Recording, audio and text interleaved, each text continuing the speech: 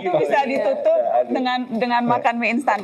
Sebetulnya ini follow up pertanyaan saya tahun lalu Pak, ketika saya juga sempat bertanya ke Bapak spesifik soal kepolisian. Setelah itu saya tahu, kita semua tahu Bapak membentuk komite tim percepatan reformasi Polri, diketuai oleh Prof. Jimli. Sudah selesai Pak pekerjaannya, katanya ada 10 buku, ada puluhan aturan yang kemudian direkomendasikan untuk diganti. Info terakhir yang saya dengar sedang menunggu waktu dari Bapak supaya bisa menyampaikan langsung hasil rekomendasi itu. Pertanyaannya, kerap kali tuh Pak, rekomendasi reformasi berhenti di atas kertas Pak. Pengalaman kita dari tahun-tahun sebelumnya, berbagai tim dibentuk, rekomendasi diberikan kepada presiden atau kepada siapapun yang memberikan mandat, tapi selesai di situ. Saya ingin minta komitmen Bapak untuk jika nanti ternyata beberapa hasil rekomendasi membutuhkan komitmen kuat presiden untuk menyentuh hal-hal yang selama ini dianggap sulit disentuh karena berhubungan dengan struktur kekuasaankah atau dalam pertarungan internal di lembaga tertentu, apakah Bapak akan tetap melaksanakan rekomendasi itu atau akan melihat situasi atau bagaimana Pak? Jadi begini, sekali lagi saya dipilih oleh rakyat Indonesia, saya dilantik, saya disumpah. Jadi memang yang saya ingin lakukan adalah transformasi bangsa, saya ingin perbaiki kondisi bangsa itu semua. Termasuk di situ adalah alat-alat penegak hukum. Karena hukum, the rule of law, itu bagian penting daripada negara yang kuat dan berhasil. Ya. Jadi yang saya katakan adalah hasrat untuk memperbaiki semua lembaga, termasuk kepolisian, itu tidak semata-mata harus dari suatu komite reformasi. Tapi komite reformasi adalah alat bantu yang sangat penting. Ya, kita pelajari nanti yang mana kita bisa lakukan cepat, kita lakukan. Yang mana kita anggap belum bisa dilakukan, ya kita mungkin tunda. Ya kan, nanti ada banyak argumen, ya kita lihat nanti. Kita akan ambil keputusan yang rasional. Tapi bahwa negara butuh lembaga-lembaga penegak hukum yang profesional, yang bersih, yang tidak korup, yang penuh integritas, itu mutlak. Jadi kalau saya serius terhadap sumpah saya, ya saya harus memperbaiki kondisi-kondisi yang tidak baik itu, termasuk kondisi-kondisi di lembaga-lembaga kita. Ya itu situasinya begitu. Termasuk kepolisian. Tapi tidak hanya terbatas kepada kepolisian. Jadi saya katakan begini, kita juga harus fair. Selalu itu adalah nila setitik merusak susu sebelanga. Ya.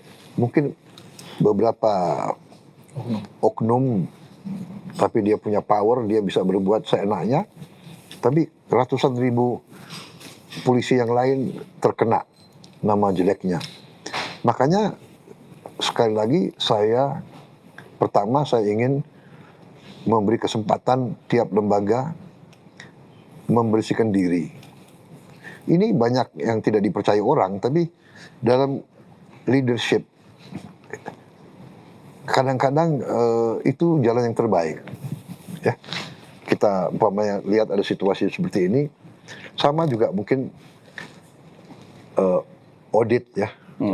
Kalau audit nggak beres, dia datang kasih tahu pimpinan, kamu nggak beres loh. Kau bisa perbaiki diri nggak? Kalau kau perbaiki diri, saya kasih kesempatan. 3 bulan kau perbaiki, masih kurang, 3 bulan lagi, masih kurang. Saya lihat sekarang kepolisian banyak menindak perwira-perwira yang nggak beres. Ya, kalau kita lihat ada Kapolres, ada ya beberapa. Ini ya saya kira itu arah yang lebih baik. Dan juga TNI, ada perwira-perwira TNI yang nggak beres juga. Penyelundupan itu pasti pasti terjadi karena lemahnya penegak hukum. Dan TNI, Angkatan Laut bagaimana? Ya kan? Danrem bagaimana? Dandim bagaimana? Babinsa bagaimana? Kok bisa terjadi tambang ilegal? Saya pertanyakan, saya bilang, Panglima TNI, kamu usut. Bagaimana ada tambang ilegal, Babinsa tidak tahu, dan Ramil tidak tahu, Kodim tidak tahu, Danrem tidak tahu. Untuk apa kita punya pejabat seperti itu kalau dia tidak tahu atau tidak mau tahu tambang ilegal, perkebunan ilegal dan sebagainya, ya kan? Jadi ini saya kira kita harus fair, polisi harus beresin diri. Saya alumni TNI harus beresin diri. Saya nggak rela institusi saya yang begitu dicintai rakyat tercemar oleh pejabat-pejabat. Saya kira Anda bisa lihat sudah berapa jenderal bintang 3, bintang 2 yang kita pecat, yang kita serahkan ke kejaksaan. Waktu saya Menhan, Anda bisa hitung. Asabri kita beresin. Iya kan? Yang lama kata yang tidak bisa disentuh karena banyak jenderal di situ. Kita serahkan ke kejaksaan. Saya bikin surat. Minta kejaksaan yang bertindak. Jadi Mbak Nana itu jawaban saya. Polisi yang baik dan tentara yang hebat dan baik itu tuntutan rakyat. Bukan selera pimpinan. Jadi saya sebagai pejabat, sebagai petugas yang diangkat rakyat, saya harus jalankan tugas yang diberikan rakyat kepada saya.